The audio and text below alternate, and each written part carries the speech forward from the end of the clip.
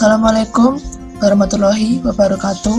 Perkenalkan, kami dari kelompok 6 akan mempresentasikan tentang Standar Nasional Pendidikan.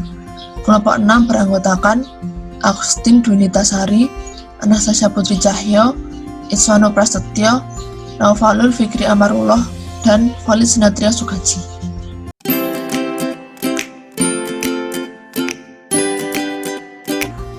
Standar Nasional Pendidikan merupakan kriteria minimal tentang berbagai aspek yang relevan dalam pelaksanaan sistem pendidikan nasional dan harus dipenuhi oleh penyelenggara dan atau satuan pendidikan di seluruh wilayah hukum Negara Kesatuan Republik Indonesia.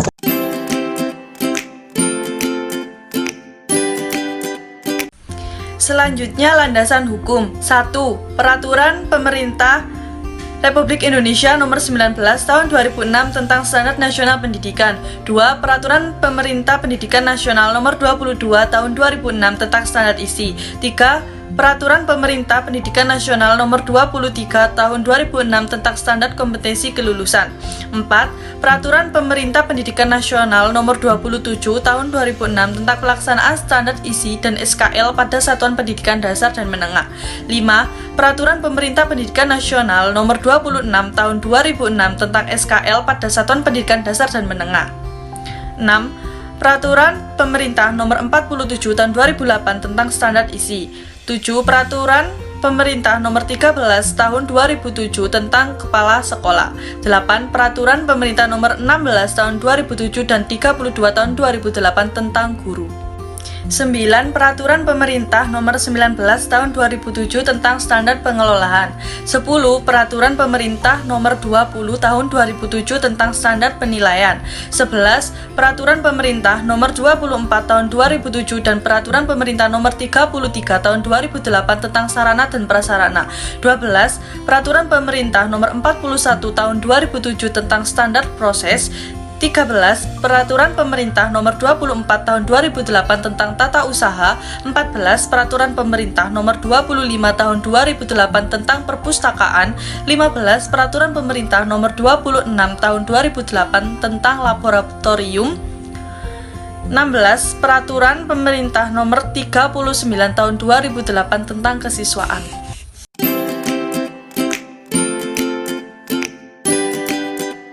Lingkup Standar Nasional Pendidikan. Yang pertama adalah standar isi. Standar isi adalah ruang lingkup materi dan tingkat kompetensi yang dituangkan dalam kriteria tentang kompetensi tamatan, kompetensi bahan kajian, kompetensi mata pelajaran, dan silabus pembelajaran yang harus dipenuhi oleh peserta didik pada jenjang dan jenis pendidikan tertentu.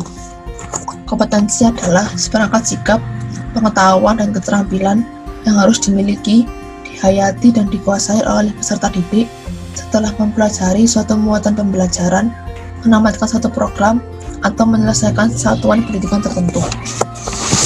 Silabus adalah rencana pembelajaran pada suatu mata pelajaran atau tema tertentu yang mencakup kompetensi inti, kompetensi dasar, materi pembelajaran, kegiatan pembelajaran, penilaian, alokasi waktu, dan sumber belajar. Yang kedua adalah standar proses. Standar proses adalah standar nasional pendidikan yang berkaitan dengan pelaksanaan pembelajaran pada satu satuan pendidikan untuk mencapai standar kompetensi lulusan. Yang ketiga adalah standar kompetensi kelulusan.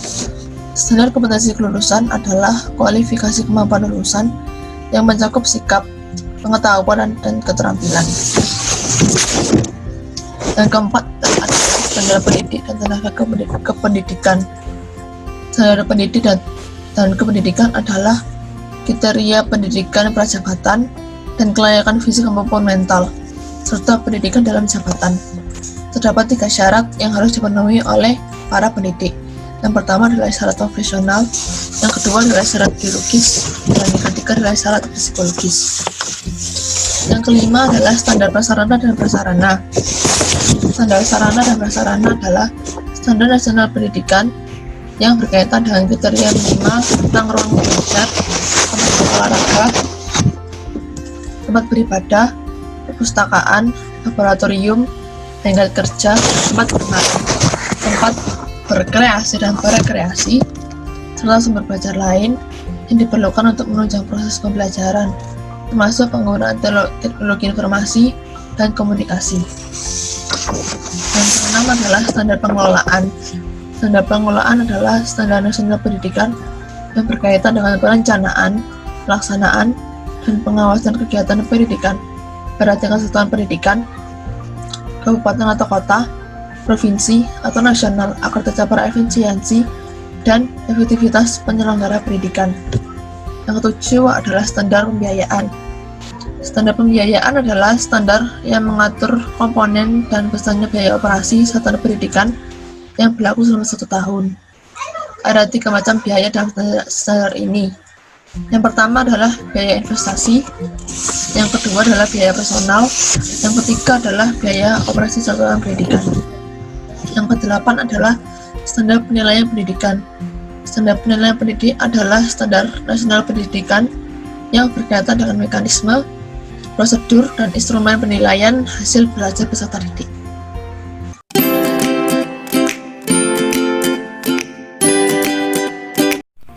Fungsi dan tujuan Standar Nasional Pendidikan. Standar Nasional Pendidikan berfungsi sebagai dasar dalam perencanaan, pelaksanaan, dan pengawasan pendidikan dalam rangka mewujudkan pendidikan nasional yang bermutu. Standar Nasional Pendidikan bertujuan menjamin mutu pendidikan nasional dalam rangka mencerdaskan kehidupan bangsa dan membentuk watak serta peradaban bangsa yang bermartabat. Standar Nasional Pendidikan disempurnakan secara terencana, terarah, dan berkelanjutan sesuai dengan tuntunan perubahan kehidupan lokal, nasional, dan global. Kelembagaan Standar Nasional Pendidikan. Badan Standar Nasional Pendidikan atau BSNP merupakan lembaga mandiri, profesional, dan independen yang mengemban misi untuk mengembangkan, memantau pelaksanaan, dan mengevaluasi pelaksanaan standar nasional pendidikan. BSNP dipimpin oleh seorang ketua dan seorang sekretaris yang dipilih dari anggota atas dasar suara terbanyak.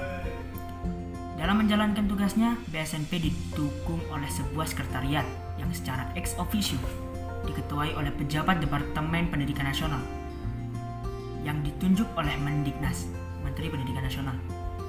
BSNP dapat menunjuk tim ahli yang bersifat ad hoc sesuai kebutuhan.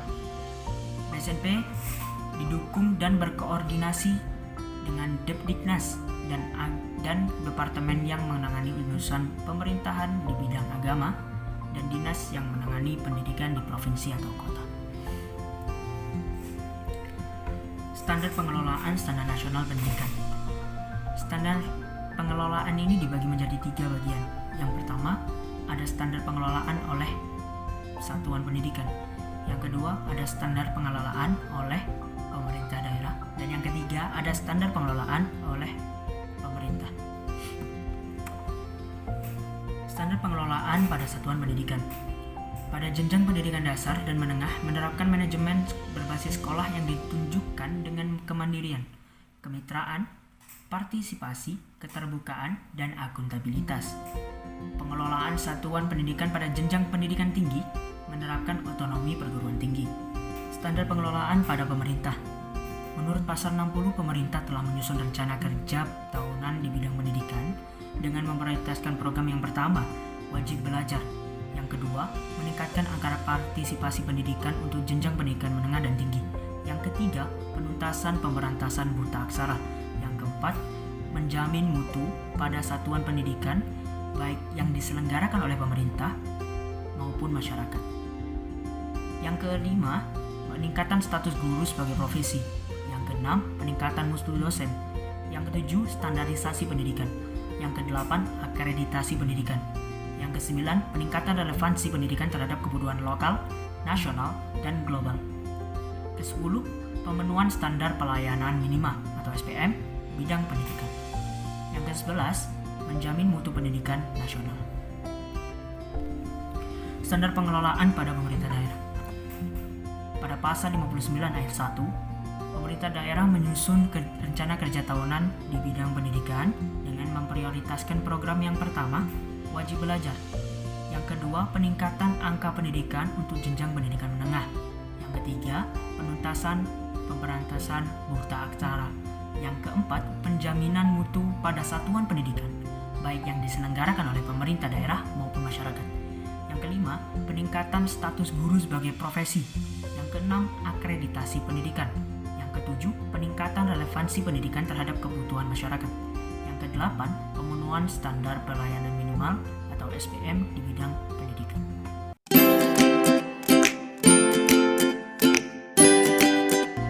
Di sini saya akan menjelaskan pro dan kontra standar nasional pendidikan. Di setiap kebijakan pasti akan ada kelompok yang setuju dan kurang setuju terhadap kebijakan itu, yaitu kelompok pro dan kelompok kontra. Di sini marilah kita melihat kelompok yang pro maupun kelompok yang kontra terhadap standarisasi nasional pendidikan. Mengetahui pandangan kedua kelompok yang bertentangan tersebut akan membawa kita kepada pengertian yang lebih luas dan mendalam, atau memberikan perspektif yang lebih luas terhadap nilai-nilai positif maupun nilai-nilai negatif dari standarisasi. Maksudnya tidak lain, ialah agar kita berhati-hati di dalam mengambil keputusan untuk melaksanakan peningkatan mutu pendidikan dengan menggunakan standar nasional pendidikan. Yang pertama dari kelompok pro. Pada umumnya kelompok yang mempercayai standar nasional pendidikan akan meningkatkan proses belajar peserta didik, tetapi dengan kondisi tertentu. Kelompok ini menyetujui adanya standar nasional pendidik apabila standar tersebut memenuhi beberapa syarat sebagai berikut. A. Sebagai standar yang akan dilaksanakan merefleksikan kebijakan atau wisdom dari orang tua dan guru. Hal ini berarti standar tidak ditentukan dari suatu lembaga di luar lingkup terutama dalam pendidikan, yaitu orang tua dan guru. B. Penyusun dan penetapan standar isi atau kurikulum haruslah secara berhati-hati. Penyusunan harus mengikutsertakan para ahli kurikulum, oleh sebab penyusunan kurikulum pendidikan telah mengalami berbagai kemajuan. Kurikulum tidak dapat disusun oleh sembarang orang, oleh para amatir atau politisi, tetapi oleh para pakar-pakar spesialis kurikulum, sehingga standar yang telah ditentukan mendapat kerangka yang jelas dan terarah di dalam kurikulum. C. Standar yang telah ditentukan hendaknya dapat dilaksanakan oleh guru profesional yang dapat mengadaptasi secara cepat. D. Kemajuan akademik di sekolah tidak dapat semena-mena melalui tes akhir atau ujian akhir, dan bisa kita nilai dari progres murid tersebut. E. Standar harusnya memberikan kesempatan yang sama untuk semua peserta didik. Apabila standar mengadakan diskriminasi peserta didik, maka standar tersebut merupakan suatu pemaksaan terhadap hakikat manusia yang sama. 2. Dari kelompok kontra. Saat ini, standar nasional pendidikan banyak dipengaruhi oleh keputusan-keputusan bisnis dan politik. Hal ini terbukti ketika pergantian seorang pemimpin, maka mengalami perubahan juga dalam menetapkan kebijakan-kebijakannya. Contohnya, perubahan PP nomor 19 tahun 2005 diganti menjadi PP nomor 32 tahun 2013, sesuai dengan bergantinya tonggak kepemimpinan dalam pemegangan kebijakan sampai pada bergantinya kurikulum. Standarisasi telah menentukan suatu tujuan yang terletak di luar proses pendidikan itu sendiri. Apalagi standar ditentukan oleh birokrasi yang tidak mengenal apa yang terjadi di dalam praksis pendidikan di sekolah.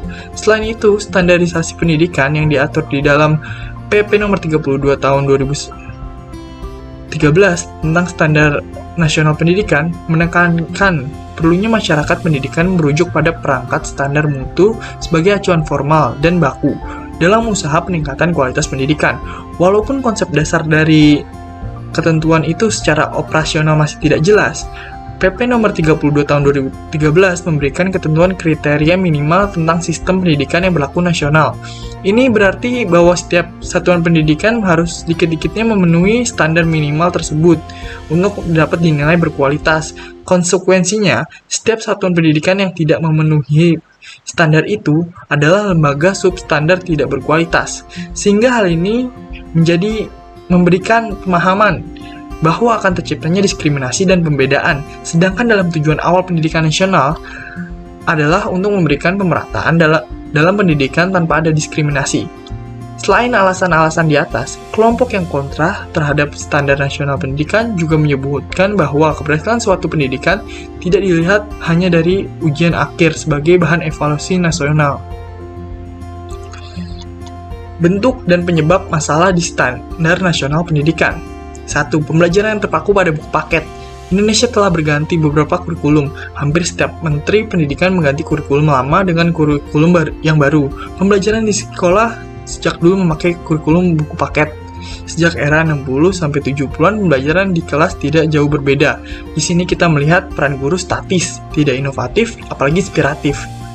2. Model pembelajaran ceramah. Model pembelajaran ceramah yang menjadi favorit guru mungkin hanya satu, yaitu metode ceramah. Model pembelajaran ini sebenarnya sudah usang, tetapi masih banyak kita temui praktiknya dalam kelas. Model pembelajaran seperti itu menjadikan posisi murid sebagai objek yang dijeli pengetahuan. Imbasnya kemampuan bernalar para murid semakin tak terlatih dan digantikan oleh kemampuan berhafal saja. 3. Kurangnya daya dukung sarana prasarana dari regulator. Sebenarnya perhatian pemerintah itu masih kurang untuk memajukan dan meningkatkan kualitas pendidikan nasional. Perhatian terhadap pendidikan kurang dihargai jasanya, kurang diperhatikan kesejahteraannya, kurang memberi peningkatan, dan juga kurangnya pengawasan pemerataan alokasi dana untuk pendidikan. Menjadikan hal tersebut salah satu penyebab sulit berkembangnya pendidikan di Indonesia. Peraturan yang membelenggu. Peraturan yang membelenggu ini berkaitan dengan kurikulum tingkat satuan pendidikan. Seharusnya sekolah memiliki kurikulum masing-masing sesuai dengan karakteristiknya. Namun apa yang terjadi? Karena tuntutan RPP, silabus membelenggu kreativitas guru dan sekolah dalam mengembangkan kemampuannya. 5. Suasana kelas yang kurang aktif. Pembelajaran di ruang kelas sepertinya sudah diseragamkan. Murid duduk rapi, tangan dilipat di meja, dan mendengarkan guru menjelaskan. Murid dipaksa mendengar dan menerima informasi sejak pagi hingga siang. 6. Kurangnya kreatif pendidik. Salah satu ciri negara Finlandia yang merupakan negara kualitas pendidikan tertinggi. Dalam ujian, guru memberikan soal terbuka. Siswa boleh menjawab soal dengan membaca buku. Di Indonesia itu tak bisa dilakukan karena nanti banyak yang mencontek. Guru Indonesia belum siap menerapkan ini karena masih kesulitan membuat pernyataan terbuka. Soal terbuka seolah-olah menjadi beban berat, lebih baik membuat soal tertutup atau pilihan ganda. Menilainya mudah, begitu kira-kira pemikiran para guru. Paradoks kebijakan UN. Apakah UN yang dilakukan tidak lebih dari 3-4 hari dengan 3-4 mata pelajaran dapat dijadikan standar mutu pendidikan Indonesia? Tidak ada sedikit pun ruang untuk kecerdasan yang lain untuk menjadi penentu kelulusan seseorang. Karena itu tidak aneh jika sekarang para peserta didik mengalami depresi berat. Cita-cita besar membangun bangsa Indonesia kandas disebabkan sistem UN yang tidak memihak. Solusinya mengatasi masalah standar nasional pendidikan. 1. Membentuk badan pengawas di tiap-tiap wilayah. Dari beberapa masalah yang telah ada, sebagian besar disebabkan oleh tidak adanya pengawasan yang ketat bagaimana jalannya suatu pendidikan di sebuah wilayah. Seharusnya dengan diadanya lembaga pengawasan dan juga penempatan anggota pengawas di lembaga pendidikan.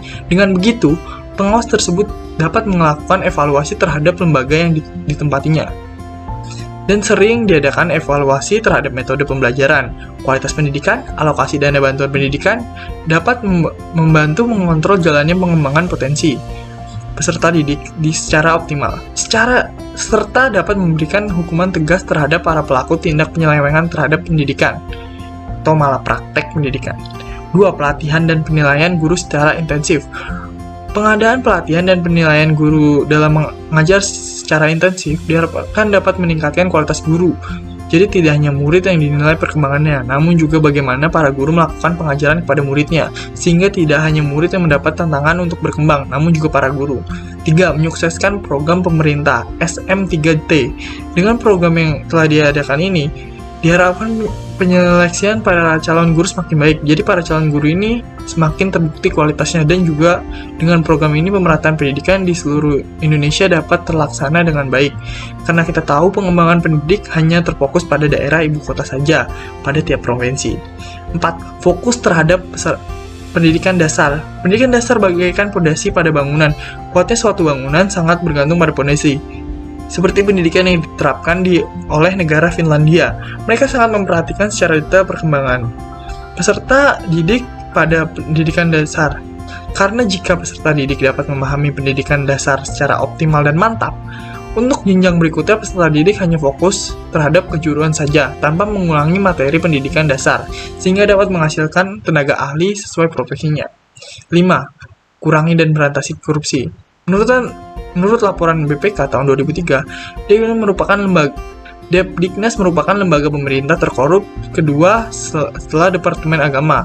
Laporan ICW menyebutkan bahwa korupsi dalam dunia pendidikan dilakukan secara bersama-sama dalam berbagai jenjang mulai tingkat sekolah dinas sampai departemen. 6. Berikan sarana dan prasarana yang layak. Menurut Kemendikbud nomor 053 U2001 tentang standar pelayanan minimal (SPM), sekolah harus memiliki persyaratan minimal untuk menyelenggarakan pendidikan dengan serba lengkap dan cukup, seperti luas lahan, perabotan lengkap, peralatan laboratorium, infrastruktur, dan sarana olahraga yang lengkap dan memadai. Mungkin itu saja, sekian.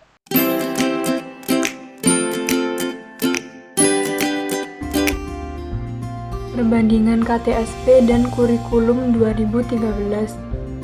Perbandingan pokok antara KTSP dengan Kurikulum 2013 yang mulai diimplementasikan pada tahun ajaran 2013-2014 dan diluncurkan secara resmi tanggal 15 Juli 2013, yaitu berkaitan dengan perencanaan pembelajaran dalam KTSP. Kegiatan pengembangan silabus merupakan kewenangan satuan pendidikan, sedangkan dalam Kurikulum 2013, kegiatan pengembangan silabus merupakan kewenangan pemerintah, kecuali khusus untuk mata pelajaran tertentu yang secara khusus dikembangkan satuan pendidikan yang bersangkutan. Di dalam layar telah disajikan tabel perbandingan KTSP dan Kurikulum 2013. Penerapan Standar Isi Nasional Pendidikan. Apa itu penerapan Standar Isi Nasional Pendidikan? 1. Penerapan Standar Nasional Pendidikan dalam pandangan banyak pendidik. Standar adalah istilah yang menggambarkan tentang apa yang harus seseorang pahami serta mampu menerapkannya. 2. Penggunaan standar selalu dipandang sebagai produk kebijakan yang mengarahkan mekanisme pendidikan untuk mencapai hasil yang diharapkan, serta mempertanggungjawabkan hasil belajar di sekolah. 3. Penyelenggaraan pendidikan pada prinsipnya harus menjamin bahwa siswa mempelajari ilmu, pengetahuan, dan dapat mengembangkan keterampilan menerapkan ilmu pengetahuan sesuai dengan kebutuhan kehidupan. 4.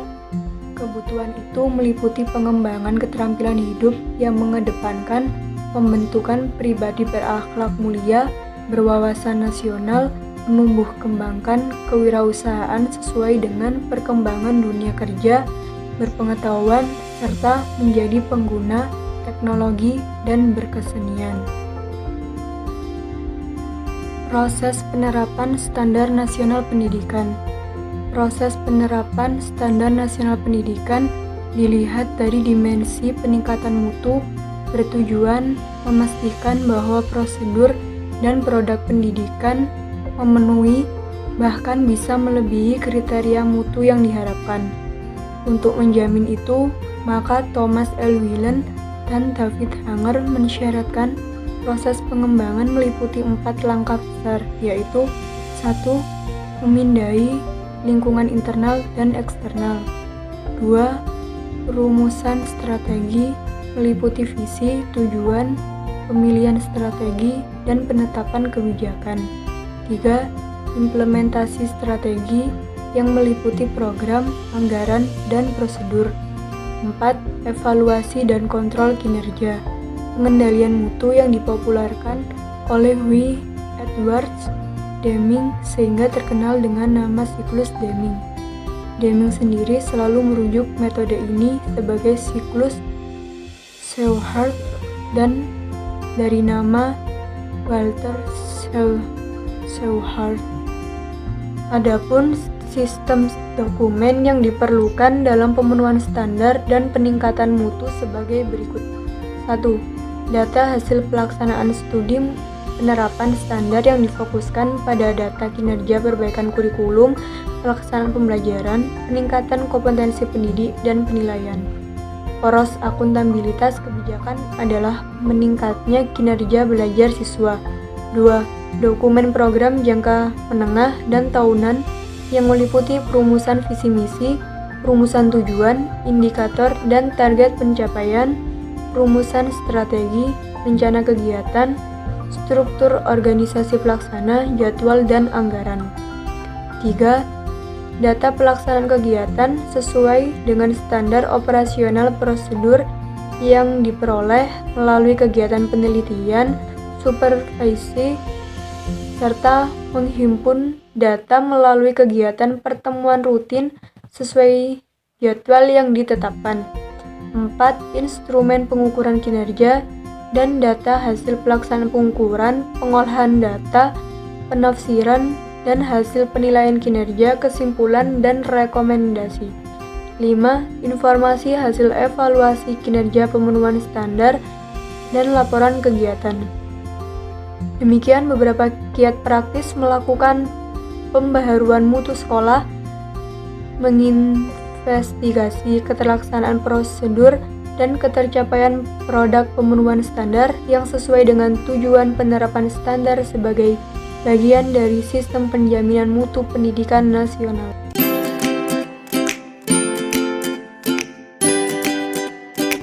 Jadi kesimpulannya, standar pendidikan sangat berperan penting agar para siswa dan pengajar dapat memahami dan tanggap dengan mata pelajaran yang diajarkan. Adapun tujuan pendidikan yaitu meliputi standar nasional pendidikan yang berfungsi sebagai dasar dalam perencanaan, pelaksanaan, dan pengawasan pendidikan dalam rangka mewujudkan pendidikan nasional yang bermutu. Standar nasional pendidikan bertujuan menjamin mutu pendidikan nasional dalam rangka mencerdaskan kehidupan bangsa dan membentuk watak serta peradaban bangsa yang bermartabat. Standar nasional pendidikan disempurnakan secara terencana, terarah, dan berkelanjutan sesuai dengan tuntutan perubahan kehidupan lokal, nasional, dan global. Jadi, dengan adanya standar-standar pendidikan ini, para siswa akan mendapatkan fasilitas-fasilitas pendidikan untuk menambah pengetahuan para siswa dan dapat bersaing dengan siswa lain untuk meraih prestasi dari tingkat provinsi, nasional, maupun internasional.